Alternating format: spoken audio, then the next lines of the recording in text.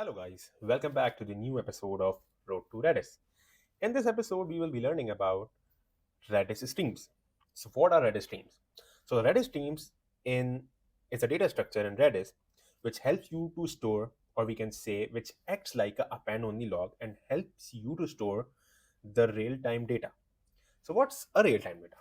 Let's say we have a application, or we can say a chat application, in which we want to store the messages of we can say user to user, the message sending from one user to another user. So the message are sending in a real time, and there is, we can say, one by one messages are going through and the messages are coming back. So we need to store all the data, or we can say all the information, that how what message is coming in and what message going out. So this is called a real time data, which we can store, and every record has a unique key, or we can say a unique entry, and the data we can retrieve from Redis streams in a O1 time complexity. And it also helps you to store, or we can say track the event logging, or we can say that track the event of a user which the users are doing on an application. Let's say how many clicks we can get on a submit button in our application. So this is are some basic usages of a Redis streams.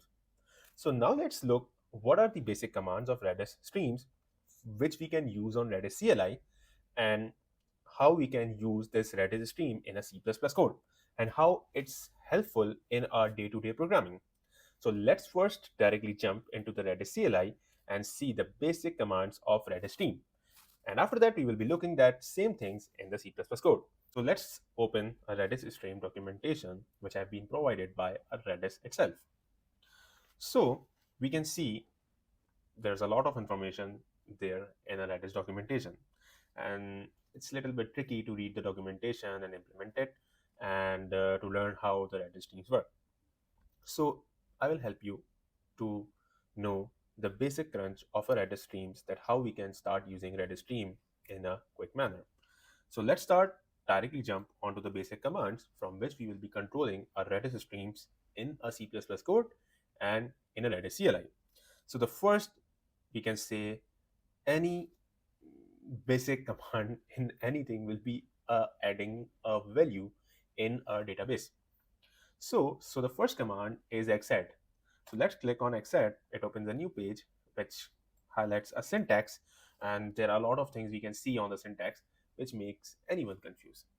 So let's not make ourselves confused. Let's make it easy and directly jump onto the Redis CLI instead of reading it out everything.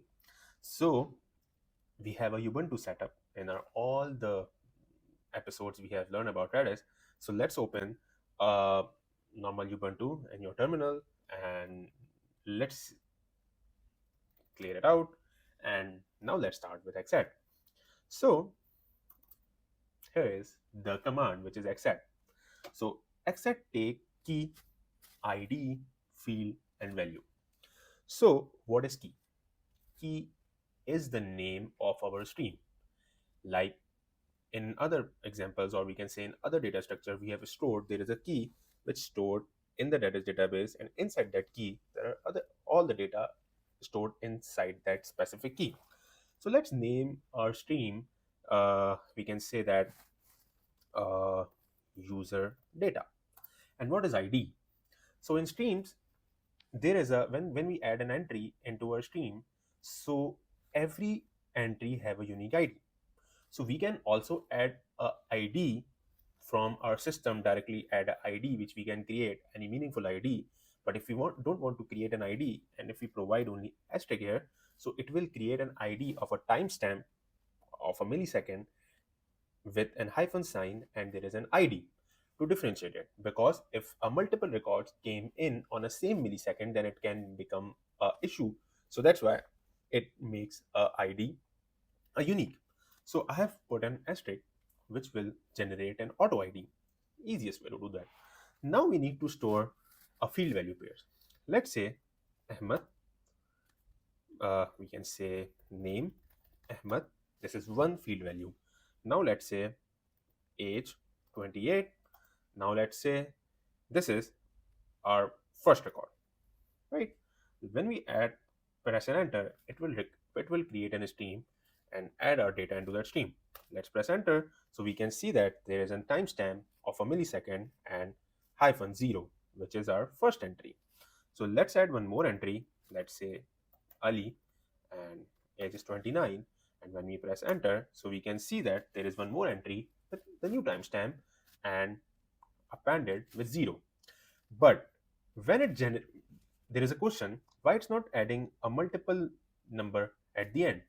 When a same data, or we can say multiple data comes at a same point, it will create a ID with a timestamp hyphen and 01234, because in a real-time application the data coming in a very fast way, and it can happen that on a same timestamp a multiple data can comes up. So this is for the XADD command. So now we want to see that how we can read our data which we have added, or we can say how we can print that what's in the stream in our Redis. So now let's jump again to the our Redis document page, and let's see another basic command, which is XREAD. What is XREAD? XREAD reads one or more entries starting at a given position and moving forward in time. Let's click on the XREAD, and now we can read our data that we want in from our stream. So let's take a look to the XREAD command, that how we can use XREAD command to read the data from our Redis stream. So let's directly jump into a Redis CLI and see how it works. So first we need to type XREAD, and then we can see the option count. So the count is how many entries we want to read from our stream. So let's say we need to specify this like a count, and then we will be passed how many record we want to read. So I just need to read a one record, and then let's ignore this block millisecond because I'm not covering this in this tutorial. If you have any questions regarding it, you can put it in a comment section. I will definitely answer that. So now we will be keeping it as basic as we can. So count one, and let's specify the name of our streams. So we need to write like this, streams, and then we need to we can say provide the name, which is user data, and in the end we need to specify a number that from where we want to read our data.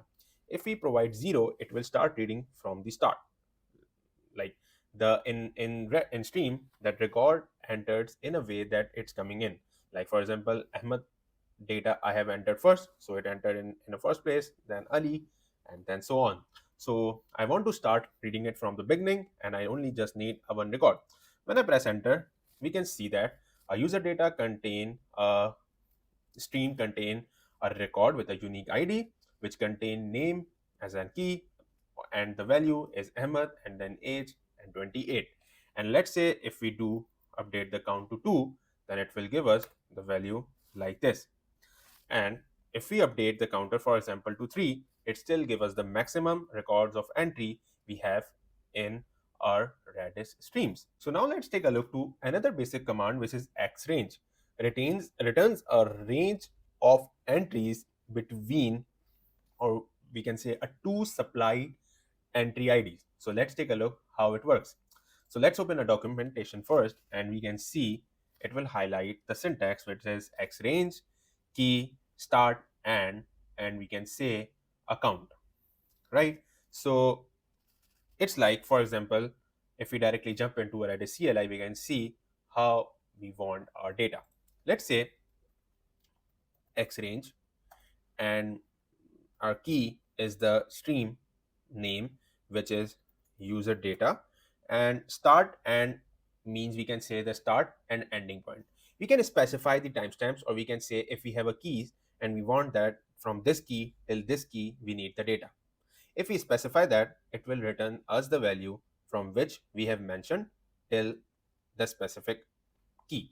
Let's say if we want to do this, let's copy it, and let's copy another key till which we want to end, because we have a amount of data till 3 we can do. And let's say we will provide a count 2. When we press count like this, when we press enter, it will provide us the value from this till this range, right? So for example, if we add two more records, let's say, and let's say, so now we have a 4 records in it in our Redis stream. So let's say if we want the stream from, we can say, till this point, and we don't want to include the last key, and we just want the specific key, and we can say we just need amount of two data in between these two range, two IDs. So when we press enter, we will just see Ahmed and Ali, because from this range till this range, we have only this much record. Let's say if I provide a count of 4, so it should reply a 3, because we have provided a specific range in which we need our data. When I press enter, it will just print a name Ahmed till name Zubair. It will not include the all data. So let's say if we want to print all the data that bring any amount of data we have, so we just need to provide plus and minus and count for any count, because at the moment I have a maximum count of records in my data is 4. When I press this, or we can say, sorry, minus and plus, so it will print all the data we have in our Redis stream. So now another basic command which we will be using for Redis stream is xlength. It will return the length of a stream. And there is one more command which is xdel, which help us to delete any specific entry from our Redis stream. So let's jump directly on our Redis CLI, and let's first see how xlength works.